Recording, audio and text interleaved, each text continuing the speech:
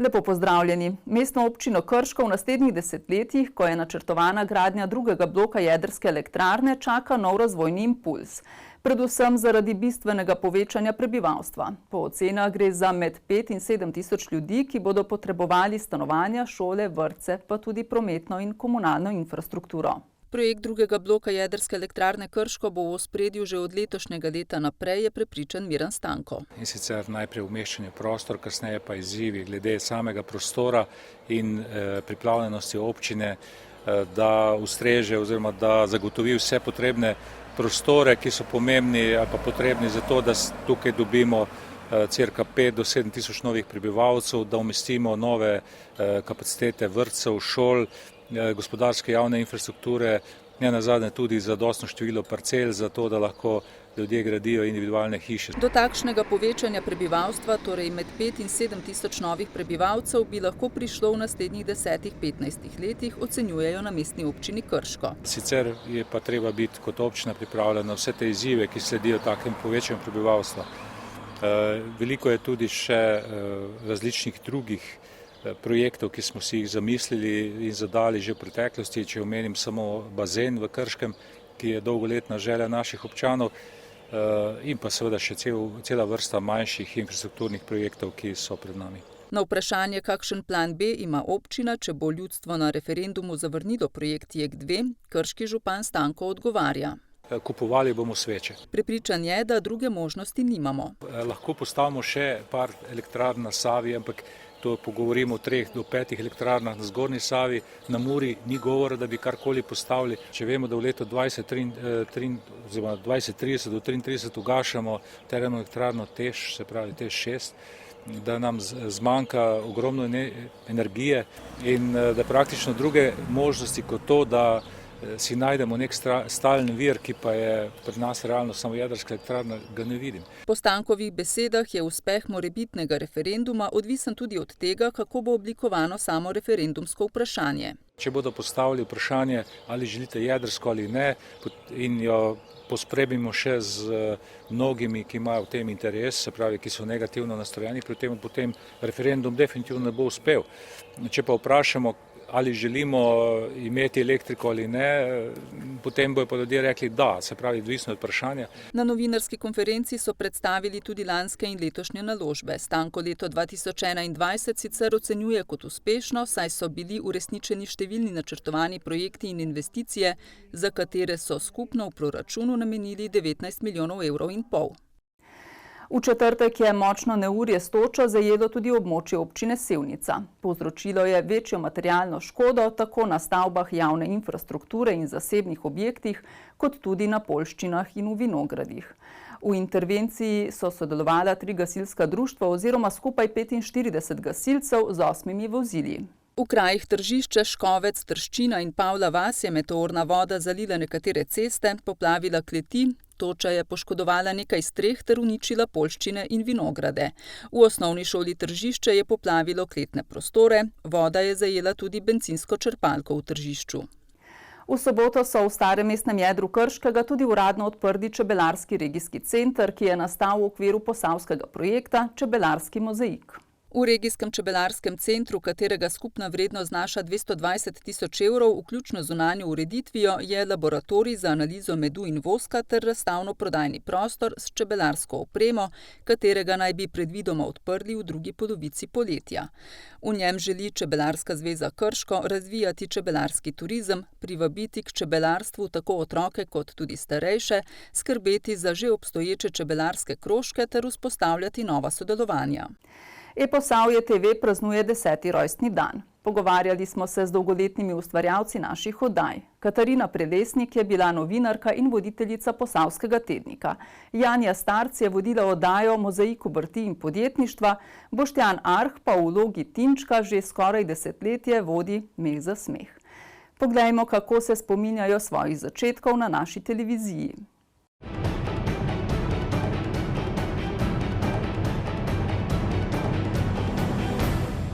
Ko se je Ansat TV ustanavljal, je bilo to predvsem en ogromen izziv. Takrat postaviti nekaj čist na novo, kako bomo zadeve zasnovali, kakšne zgodbe bomo predstavljali. Fokus je bil seveda na dobrih vsebinah, dajmo pokazati nekaj pozitivnega, dajmo pokazati en utrip, kaj se dogaja v tem okolju. Začeli smo z oddajo Posavski tednik, te je sledila pogovorna oddaja Posavje na dlani. Mislim, da smo vsi šli z velikim navdušenjem in pričakovanjem v to. Sicer smo vsi že prej tudi delali te zadeve v drugih vlogah, ampak ko se je pa pojavila ta priložnost, pa mislim, da smo zelo z veseljem zagrizeli v to. Ja, bili so kar zanimivi začetki. No? Na začetku moram povedati, da sem bil kar fejst tremo. Žilo, ali kaj? Res? To neč 1, 2, 3 akcija, 4, 3 akcija. Bog dej se reča. Sem Martin Tene Tenčk. Kako se je pa čisto skupaj začeli, je bilo pa tako, da me je direktor Tomi enkrat, pa mislim, da smo glih imeli eno predstavo. Med predstavo klical ti, Boštjan, ti imaš unga lika Tenčka, ga je parkrat videl, pa je rekel, če bi morbiti v vodo pri nas eno oddajo, ne. Nisem bil takoj za, ne. Ker ni bilo to meni televizija in tako naprej, ni bilo čisto domače pa znano. In sem jaz rekel taporu, da me ene 14 dni, da premislim, ne. No in potem sem nekako zbral pogum in sem se odločil, da grem snemati. Krščen Martin, prijatelji me klečejo Tenčk, včasih sem bil pa mal Tene, ne. Pup je pa še zdaj Tenčk, ne, tako da, ja. Ja, mene so najdli tlele, a sem šel glih mim, so rekli, kap ti šel neki nam pomagati, si rekel, pa, ne, za pobud sem pa zmeri rad, ne.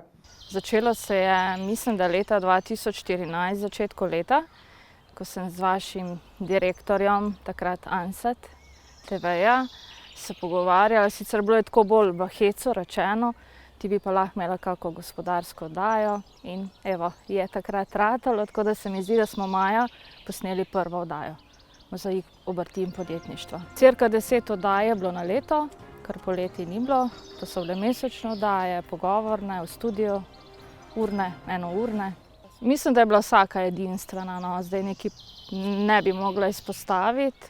Gostili smo tudi diplomacijo, bil je tudi nekdanji minister, veleposlanike, predvsem pa naše podjetnike, ki se mi zdi, da so bili zvezde tistega dne, ker težko je iz nekega, kar ti z rokami počneš, iti na televizijo, tako da so se zelo dobro odrezali.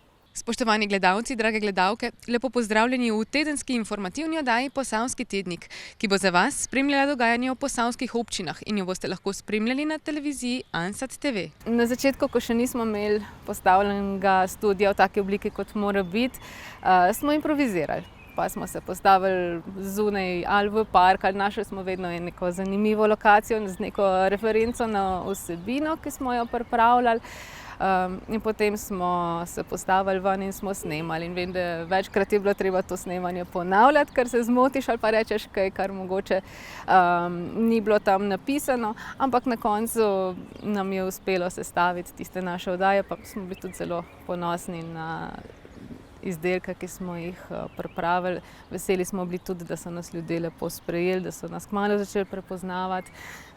Pa tudi trudili smo se, da so vsebine, ki smo jih predstavljali, da so relevantne za ljudi, da jim pokažemo ene dobre zgodbe iz lokalnega okolja, pa tudi, da vključimo čim večji spekter vsebin, od kulturnih, političnih, gospodarskih, pa tudi da vključimo od najmanjšega človeka pa vse do naših, ne vem, politikov, vodij in drugih.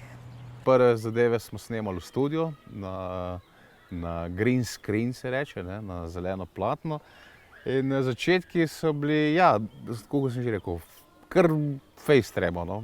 Marsikdaj nisem imel tako tremo pred televizijo, mislim, pred kako predstavo, pa sem že nekaj dal skozi takrat začetki pred televizijo. No. Ampak potem se človek upelje noter, začne delati, vidi, da ni to nekšen bav. Lažje, kot na kakšni predstavi, ko se dela živo, zato ko lahko kaj odrežeš, kaj pozabiš, greš ponovno in tako naprej. Čeprav nismo veliko tega prekriticirali, ker se nam je zdelo zmeri, če je bil kak fejler ali pa kaj takega. Bolj zanimiv pa smešen pa tak, domačno. In hoteli smo jih tako oddajo tudi narediti, da domač, preprost človek, Tenček napoveduje videospote, kakšen vic pove, kakšno foro, malo komentira videospote, pa aktualno dogajanje, pač kaj je, no, to so bili te naši začetki s tem meh za smeh. No. Ja, mogoče tako nekaj drugače, ko nisi neka dnevna rutina, tako da, ampak ni bila pa neka trema, no.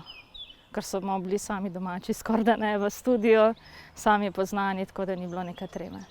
Imel sem pa tudi že marsikakšnega gosta tudi v naši oddaji, tudi Andreja od Fantov iz Praprotna recimo, Gadi so bili, 4 kovači, pa niso, jih je 6, pa še 1 kovačica. Pa marsikje, ne. Toni Sotoško je bil moj redni gost, dobra prijatelja smo tudi. Toni Sotoško tudi špico naredil za samo oddajo. Kako si pa zbiral goste? Goste sem zbiral večina tako, kakšne lokalne, da sem jih poklical, da so bili kje blizu, mogoče kakšen koncert ali pa kaj takšnega. Tle mi je tudi Toni Sotoško veliko pomagal, ko je imel on svoje koncerte, sem se z njimi gosti zmenil, da smo potem recimo velikokrat snemali tudi kar v šoli, ne.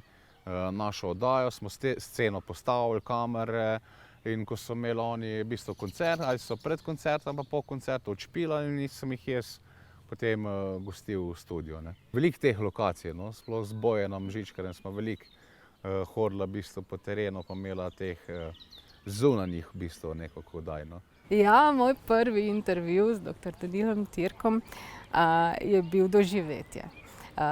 Jaz vem, da sem se zelo pripravljala na to, kako bomo speljali. Vsa vprašanja so bila premišljena, odzadaj je bilo in cel kup raziskave, kaj vse bi ga vprašali.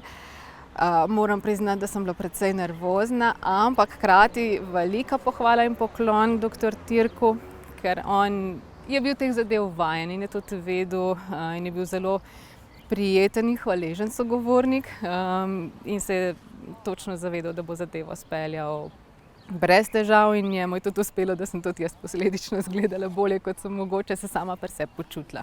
Za vsak mesec je bila izbrana neka tematika, predvsem z področja dejavnosti oziroma nekih sekcij, ali kako naj se izrazim, panog. Obravnavali smo tudi aktualne zadeve, tako da vsak mesec je bilo prilagajanje za sproti.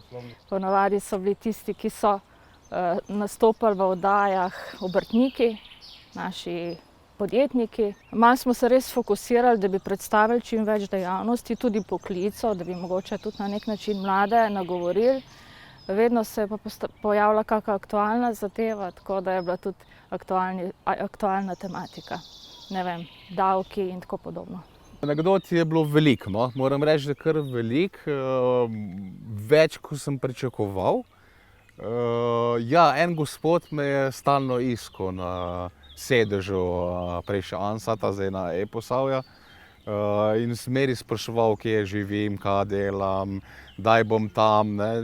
Nisi predstavljal, da to mi posnamemo, gremo, in nisem skozi tam, ne. Tako da ja, ta gospod me je večkrat že iskal, tudi smo se že na kakšni prireditvi srečala, me pozdravil, smo govorila, tako da tudi marsikakšen željo videospota je povedal, da smo dali recimo na video lestvico uvrstili. Ja, jaz mislim, da so pogrešali to, ker so nam tudi večkrat so nam to omenili, da je bila pred leti, da je že obstajala televizija v Krškem, ki je potem zamrla in je kar nekaj časa ni bilo, in da smo mi bili potem glede vsebine nekakšen naslednik tiste televizije, kljub temu, da smo začeli na drugih osnovah z novimi začetki. Ampak mislim, da je ljudem to veliko pomenilo in tudi, da se je zadeva potem lepo prijela. Delo na televiziji, novinarstva na splošno ti lahko da zelo veliko širino. Jaz to najbolj cenim, da ti širino, spoznaš veliko ljudi, spoznaš veliko dejavnosti, veliko kontaktov vzpostaviš in nisi osredotočen samo na eno stvar. In ko imaš tako širino, imaš mogoče tudi malo bolj globok vpogled v to, kaj se dogaja v nekem okolju.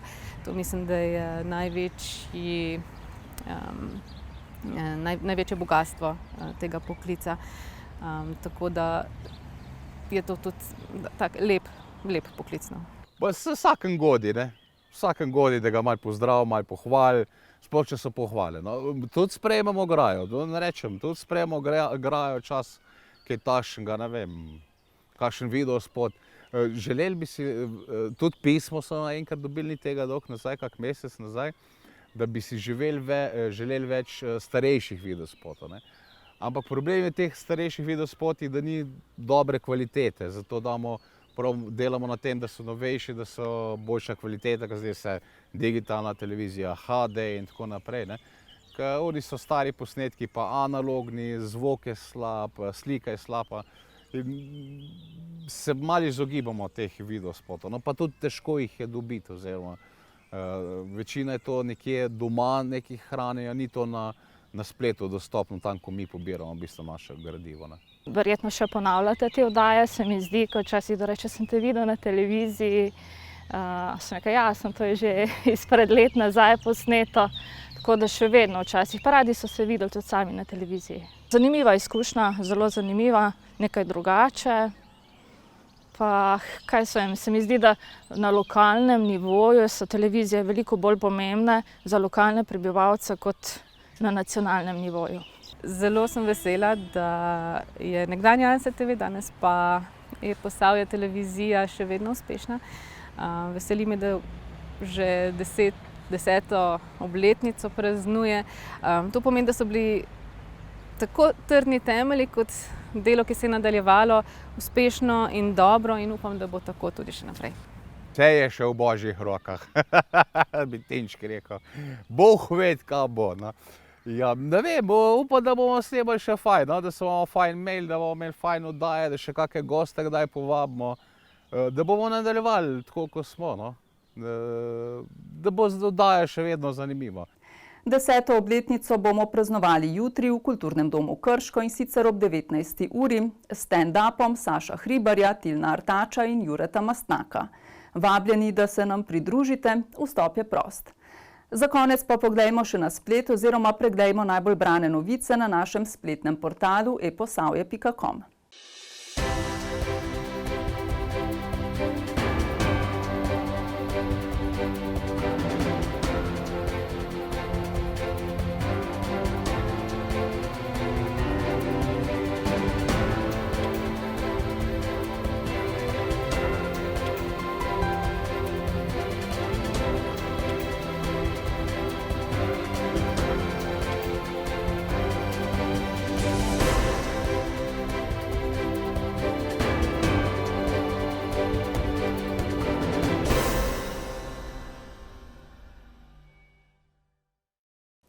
Spoštovani gledalci in gledalke, hvala za pozornost in nasvidenje čez teden dni.